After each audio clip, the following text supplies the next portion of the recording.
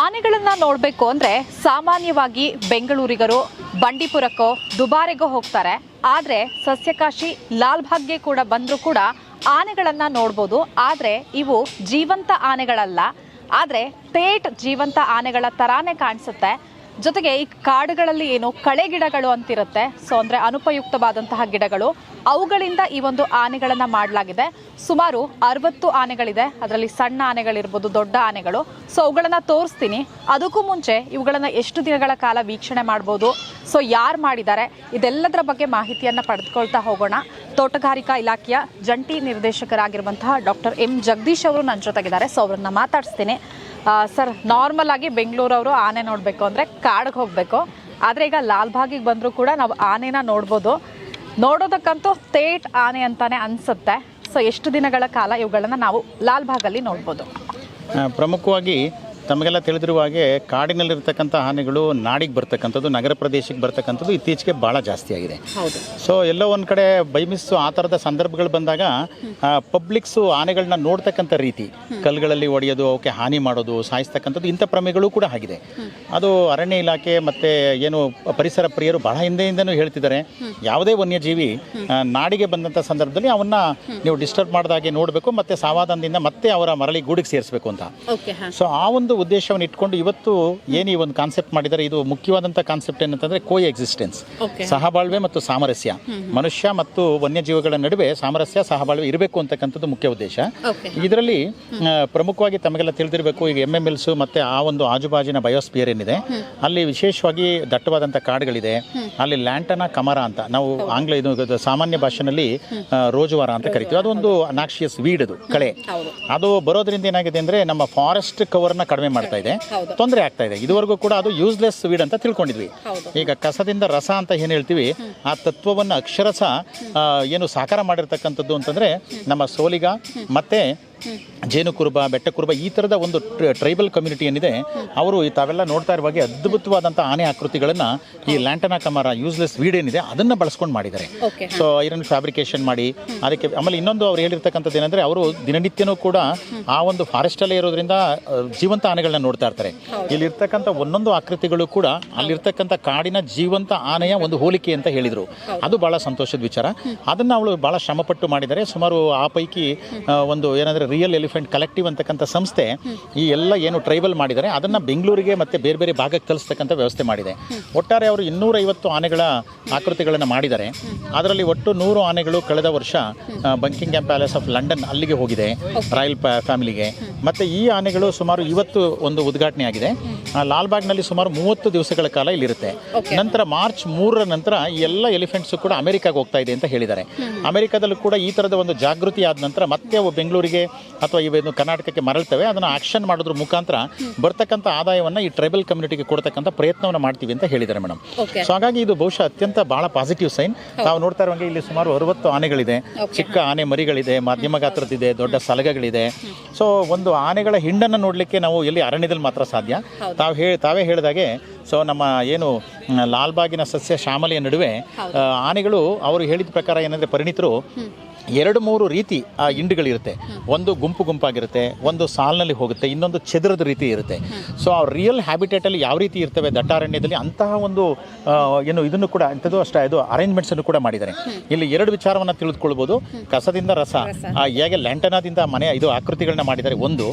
ಎರಡನೇದು ಸಾಮರಸ್ಯ ಇರಬೇಕು, ಮನುಷ್ಯ ಮತ್ತು ಅದರ ನಡುವೆ ಸಹಬಾಳ್ವೆ ಇರಬೇಕು ಅಂತಕ್ಕಂಥದ್ದು. ಮೂರನೇದು ಆನೆಗಳು ಯಾವ ಒಂದು ಮೆಂಟಾಲಿಟಿನಲ್ಲಿ ಆ್ಯಕ್ಚುಲಿ ಒಂದು ಫಾರೆಸ್ಟಲ್ಲಿ ಮೂವ್ ಆಗ್ತವೆ, ಅದರ ಒಂದು ಗುಟ್ಟನ್ನು ಕೂಡ ಇಲ್ಲಿ ನಮ್ಮ ಜನರಿಗೋಸ್ಕರ ಕೊಟ್ಟಿದ್ದಾರೆ. ಬಹುಶಃ ಸರ್ವರು ಕೂಡ ಇದೊಂದು ಸದಾವಕಾಶ.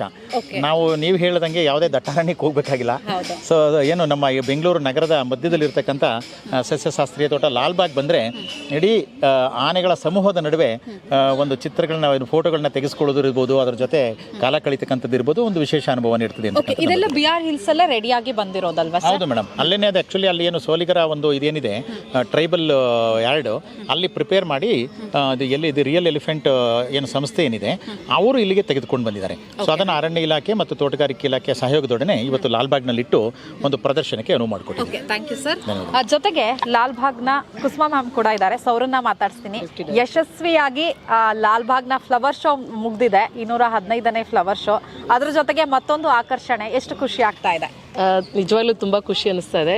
ತುಂಬ ಜನ ಎಂಜಾಯ್ ಮಾಡ್ತಾ ಇದ್ದಾರೆ, ಎಸ್ಪೆಷಲಿ ಮಕ್ಕಳಂತೂ ರಿಯಲ್ ಆನೆ ನೋಡಿದಾಗ ಏನು ಫೀಲ್ ಆಗುತ್ತೋ ಆ ಥರನೇ ಇದ್ದಾರೆ. ಒಂದು ಮಗು ನಾನು ಸುಮ್ಮನೆ ನೋಡಿದೆ, ಬೇಬಿ ಎಲಿಫೆಂಟ್ ನೋಡಿಕೊಂಡು ಕೈ ತಟ್ಟನೆ ಹಿಂಗೆ ಹಿಂದೆ ಹೇಳ್ಕೊಳ್ತು, ಅಂದರೆ ಲೈವ್ ಇಟ್ಟಂಗೆ, ಅಂದರೆ ಲೈವ್ ಆನೆ ಬಂದಾಗ ಬೇಬಿ ಎಲಿಫೆಂಟ್ ಇರುತ್ತಲ್ಲ ಆ ಥರ ಅಂದ್ಕೊಂಡು ಅವ್ರು ಖುಷಿ ಪಡ್ತಾ ಇದ್ದಾರೆ. ಮತ್ತು ಈಗ ಫ್ಲವರ್ ಶೋಲು ಕೂಡ ನಾವು 2 ಆನೆನ ಇಟ್ಟಿದ್ವಿ, ಸೊ ಅದು ಕೂಡ ಆಕರ್ಷಣೀಯವಾಗಿತ್ತು. ಈಗ 60 ಆನೆ ಬಂದಿದೆ. ನಿನ್ನೆ ಸಂಜೆಯಿಂದಾನೇ ಎಲ್ಲ ಕಡೆ ನಾವು ಅಂದರೆ ಅದರದ್ದು ಒಂದು ಹ್ಯಾಬಿಟೇಟ್ ಮೇಲೆ ಒಂದು ಅವರ ಏನು ತಜ್ಞರು ಅವ್ರೇನು ಮಾಡಿದ್ದಾರೆ ಅವರೆಲ್ಲ ಜೋಡಿಸಿದ್ದಾರೆ ಇಲ್ಲಿ ನಮ್ಮ ಲಾನಲ್ಲಿ ಮರದ ಕೆಳಗಡೆ. ಸೊ ರಿಯಲ್ ಆಗಿದೆ ಅದು. ಇನ್ನೂ ಸಂಜೆ ಸ್ವಲ್ಪ ಏನಂತಾರೆ ಕತ್ಲೆ ಆಗ್ತಾ ನೋಡಿದರೆ ರಿಯಲ್ ಆನೆ ನಿಂತಿದೆ ಅಂತ ಆ ಫೀಲ್ ಇದೆ. ಜೊತೆಗೆ ಆಗಲೇ ಜಗದೀಶ್ ಸರ್ ಹೇಳಿದ ಹಾಗೆ ಲ್ಯಾಂಟನ ಏನಿದೆ ನಮ್ಮ ಅದು ಬಹಳ ಕಳೆ. ನೀವು ಬಿಳಿಗಿರಿ ರಂಗನ ಬೆಟ್ಟದಲ್ಲೆಲ್ಲ ತುಂಬಾ ಹಬ್ಬಿದೆ. ಆ್ಯಕ್ಚುಲಿ ಫಾರೆಸ್ಟ್ ಡಿಪಾರ್ಟ್ಮೆಂಟ್ಗೆ ಅದನ್ನು ಕೀಳೋದು ಹೇಗಪ್ಪ ಅನ್ನೋದು ಒಂದು ದೊಡ್ಡ ಸಮಸ್ಯೆ ಕಾಡ್ತಿದೆ. ಅದನ್ನು ಅವರು ಈ ಥಾಟ್ ಮಾಡಿದ್ದಾರೆ. ಇದರಿಂದ ಆನೇನೋ ಇನ್ನೊಂದೇನೋ ಬೈ ಪ್ರಾಡಕ್ಟ್ಸು ಅಥವಾ ಫರ್ನಿಚರ್ಸು ಮಾಡಿದರೆ ಆ ಕಿತ್ತು ಕೀಳೋ ಏನು ಖರ್ಚು ಬರುತ್ತೆ ಅದರಲ್ಲಿ ಹೋಗಿಸ್ಬೋದು ಅಂತ. ಜೊತೆಗೆ ಅಲ್ಲಿರೋ ಟ್ರೈಬ್ಸ್ಗೆಲ್ಲ ಒಂದು ಉದ್ಯೋಗ ಕೊಟ್ಟಂಗೆ ಆಗುತ್ತೆ, ಜೊತೆಗೆ ಅವರಿಗೆ ಒಂದು ಹಣ ಸಹಾಯನೂ ಆಗುತ್ತೆ ಅನ್ನೋ ಒಂದು ನಿಟ್ಟಿನಲ್ಲಿ ಇದನ್ನು ಯೋಚನೆ ಮಾಡಿದ್ದಾರೆ. ತುಂಬ ಒಳ್ಳೆ ಇನೋವೇಷನು.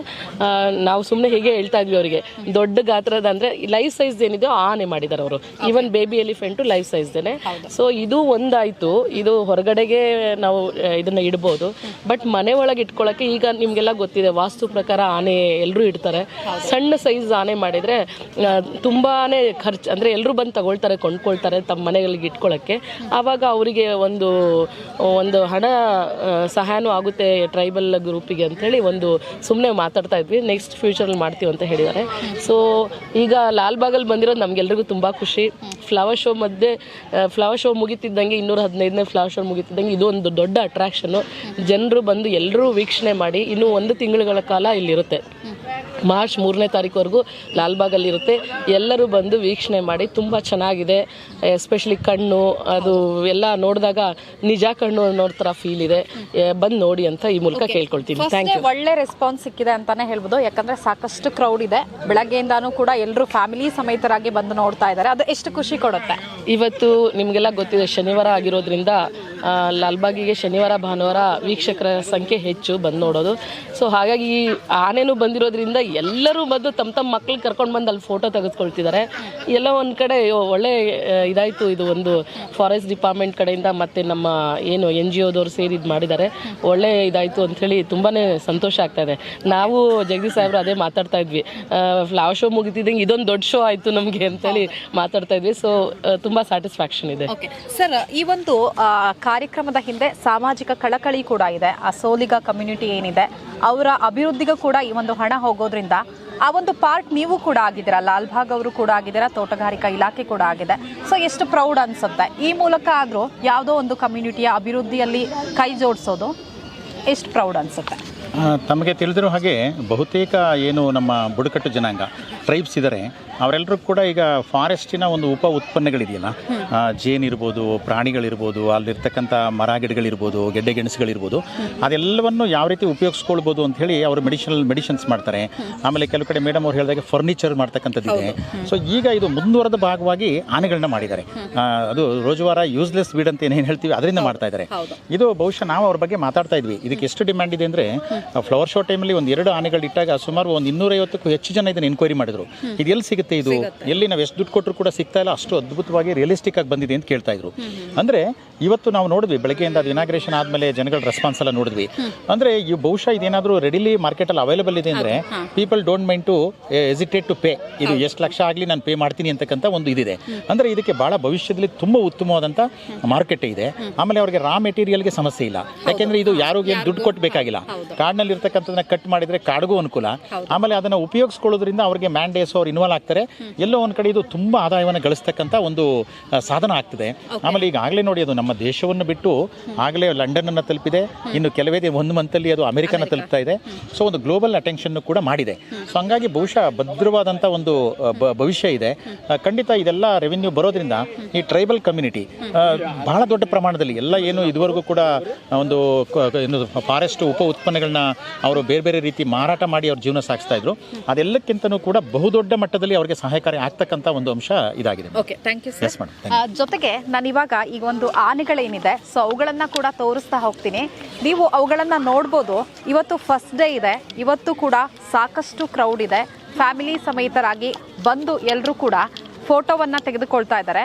ಜೊತೆಗೆ ನಾನು ಸ್ಟಾರ್ಟಿಂಗಲ್ಲೇ ಹೇಳಿದೆ, ಇವುಗಳನ್ನ ನೋಡಿದಾಗ ತೇಟ್ ಏನು ಒರಿಜಿನಲ್ ಆನೆಗಳ ಥರ ಕಾಣಿಸುತ್ತೆ ಅಂತ ನೀವು ಗಮನಿಸ್ಬೋದು. ಅವುಗಳ ಕಣ್ಣನ್ನು ನೋಡಿದರೂ ಕೂಡ ಆನೆಗಳ ಕಣ್ಣು ಹೇಗಿರುತ್ತೆ ಸೊ ಅದೇ ರೀತಿಯಾಗಿದೆ. ಯಾರಿಗೂ ಕೂಡ ಇದು ಒರಿಜಿನಲ್ ಅಲ್ಲ ಅಂತ ಅನ್ಸಲ್ಲ. ಅದರಲ್ಲೂ ರಾತ್ರಿ ಹೊತ್ತೇನಾದರೂ ನೀವು ನೋಡಿದರೆ ನಿಜವಾಗ್ಲೂ ಆನೆಗಳ ಹಿಂಡೆ ಈ ಒಂದು ಲಾಲ್ಬಾಗ್ನಲ್ಲಿ ಇದೆ ಅಂತ ನಿಮಗೆ ಭಾಸವಾಗುತ್ತೆ. ಸುಮಾರು 60 ಆನೆಗಳ ಈ ಒಂದು ಆಕೃತಿಗಳನ್ನು ಇಲ್ಲಿ ಪ್ರದರ್ಶನಕ್ಕೆ ಇಡಲಾಗಿದೆ. ಸಾಕಷ್ಟು ಬೆಂಗಳೂರಿಗರು ಈಗ ಆಲ್ರೆಡಿ ಬಂದು ಇವುಗಳ ಮುಂದೆ ಫೋಟೋವನ್ನು ತೆಗೆದುಕೊಳ್ತಾ ಇದ್ದಾರೆ. ಜೊತೆಗೆ ಇಷ್ಟೊಂದು ಆನೆಗಳನ್ನು ನೋಡ್ತಿದ್ದೀವಲ್ಲ, ಇಷ್ಟು ಚೆನ್ನಾಗಿದೆ ಅಂತ ಅವರು ಕೂಡ ಸಂತಸವನ್ನು ಪಡ್ತಾ ಇದ್ದಾರೆ. ಜೊತೆಗೆ ಒಂದು ವಿಚಾರವನ್ನು ಗಮನಿಸಬೇಕು, ಕಾಡುಗಳಲ್ಲಿ ನಾವು ಈ ಒಂದು ಲ್ಯಾಂಟನಾ ಸಸ್ಯ ಏನಿರುತ್ತೆ ಸೊ ಅದನ್ನು ಅನುಪಯುಕ್ತ ಅಥವಾ ಕಳೆಗಿಡ ಅಂದ್ಕೊಳ್ತೀವಿ. ಸೊ ಆ ಒಂದು ಲ್ಯಾಂಟಿನಾದಿಂದ ಈ ಒಂದು ಆನೆಗಳನ್ನ ಮಾಡಲಾಗಿದೆ. ಬಿಹಾರ್ ಹಿಲ್ಸಲ್ಲಿ ಏನು ಸೋಲಿಗಾ ಕಮ್ಯುನಿಟಿ ಇರ್ಬೋದು, ಬೇರೆ ಬೇರೆ ಬುಡಕಟ್ಟು ಕಮ್ಯುನಿಟಿ ಏನಿದೆ ಸೊ ಅವುಗಳು ಈ ಒಂದು ಆನೆಗಳನ್ನು ರೆಡಿ ಮಾಡಿದ್ದಾರೆ. 1 ತಿಂಗಳ ಕಾಲ ಅಂದರೆ ಮಾರ್ಚ್ 3ನೇ ತಾರೀಕುವರೆಗೂ ಕೂಡ ಈ ಒಂದು ಲಾಲ್ಬಾಗ್ನಲ್ಲಿ ಪ್ರದರ್ಶನಕ್ಕೆ ಇರುತ್ತೆ. ನೀವು ಕೂಡ ಏನಾದರೂ ಈ ಒಂದು ಜೀವಂತ ಆನೆಗಳ ಥರ ಕಾಣಿಸುವಂತಹ ಆನೆಗಳನ್ನು ನೀವು ಕಣ್ತುಂಬಿಕೊಳ್ಬೇಕು ಅಂದರೆ ಇಲ್ಲಿಗೆ ವಿಸಿಟ್ ಮಾಡ್ಬೋದು. ಜೊತೆಗೆ ನೀವು ಗಮನಿಸ್ಬೋದು, ಆನೆಗಳ ಹಿಂಡು ಥರ ಇದೆ, ಅಂದರೆ ದೊಡ್ಡ ಸಲಗಗಳೇನಿರುತ್ತೆ ಸೊ ಆ ರೀತಿಯ ಆನೆಗಳನ್ನು ಕೂಡ ಮಾಡಲಾಗಿದೆ. ಅಷ್ಟೇ ಅಲ್ಲದೆ ಚಿಕ್ಕ ಚಿಕ್ಕ ಮರಿ ಆನೆಗಳೇನಿರುತ್ತೆ ಸೊ ಆ ಒಂದು ಆನೆಗಳ ಕಲಾಕೃತಿಯನ್ನು ಮಾಡಲಾಗಿದೆ. ನೀವು ಗಮನಿಸ್ಬೋದು, ಚಿಕ್ಕ ಮಕ್ಕಳು ಕೂಡ ಇವು ಒಂದು ಆನೆಗಳ ಕಲಾಕೃತಿಯನ್ನು ನೋಡಿ ಎಂಜಾಯ್ ಮಾಡ್ತಾ ಇದ್ದಾರೆ. ಸೊ ನೀವು ಕೂಡ ಈ ಒಂದು ಆನೆಗಳನ್ನ ಕಣ್ತುಂಬಿಕೊಳ್ಬೇಕು ಅಂದರೆ ಲಾಲ್ಬಾಗ್ಗೆ ಬರ್ಬೋದು. ಜೊತೆಗೆ ಈ ಒಂದು ಕಾರ್ಯಕ್ರಮದ ಹಿಂದೆ ಸೋಷಿಯಲ್ ಕನ್ಸರ್ನ್ ಕೂಡ ಇದೆ. ಸೊ ಇವುಗಳನ್ನು 1 ತಿಂಗಳ ಕಾಲ ಇಲ್ಲಿ ಪ್ರದರ್ಶನಕ್ಕೆ ಇಡಲಾಗತ್ತೆ. ಆಮೇಲೆ ಅಮೆರಿಕಾಗೂ ಕೂಡ ಈ ಒಂದು ಆಕೃತಿಗಳನ್ನು ಕಳಿಸ್ಕೊಡ್ಲಾಗತ್ತೆ. ಬಳಿಕ ಅಲ್ಲಿಂದ ಏನು ಈ ಒಂದು ಆಕೃತಿಗಳು ಮತ್ತೆ ಬರುತ್ತೆ ರಾಜ್ಯಕ್ಕೆ, ಆಗ ಹರಾಜು ಮೂಲಕ ಈ ಒಂದು ಆನೆಗಳ ಆಕೃತಿಗಳನ್ನು ಹರಾಜು ಹಾಕಲಾಗತ್ತೆ. ಸೊ ಅದರಿಂದ ಏನು ದುಡ್ಡು ಬರುತ್ತೆ, ಆ ಒಂದು ದುಡ್ಡನ್ನು ಸೋಲಿಗಾ ಕಮ್ಯುನಿಟಿ ಇರ್ಬೋದು, ಈ ಥರ ಬುಡಕಟ್ಟು ಕಮ್ಯುನಿಟಿ ಇವುಗಳನ್ನ ಯಾರೆಲ್ಲ ರೆಡಿ ಮಾಡಿದಾರೋ ಸೊ ಅವರಿಗೆ ನೀಡಲಾಗತ್ತೆ. ಸೊ ಹಾಗಾದರೆ ಮತ್ಯಾಕ್ ತಡ, ನೀವು ಕೂಡ ಈ ಒಂದು ಅನುಪಯುಕ್ತ ಅಥವಾ ಕಳೆಗಿಡ ಅಂತ ಕಳಿಸಿಕೊಳ್ಳುವಂತಹ ಲ್ಯಾಂಟನಾದಿಂದ ರೆಡಿಯಾಗಿರುವಂತಹ ಆನೆಗಳನ್ನು ಕಣ್ತುಂಬಿಕೊಳ್ಬೇಕು ಅಂದರೆ ಲಾಲ್ಬಾಗ್ಗೆ ವಿಸಿಟ್ ಮಾಡಿ. ವಿಡಿಯೋ ಜರ್ನಲಿಸ್ಟ್ ಕಾರ್ತಿಕ್ ಜೊತೆ ವೀಣಾ ಸಿದ್ದಾಪುರ್, ಕರ್ನಾಟಕ ಟಿವಿ, ಬೆಂಗಳೂರು.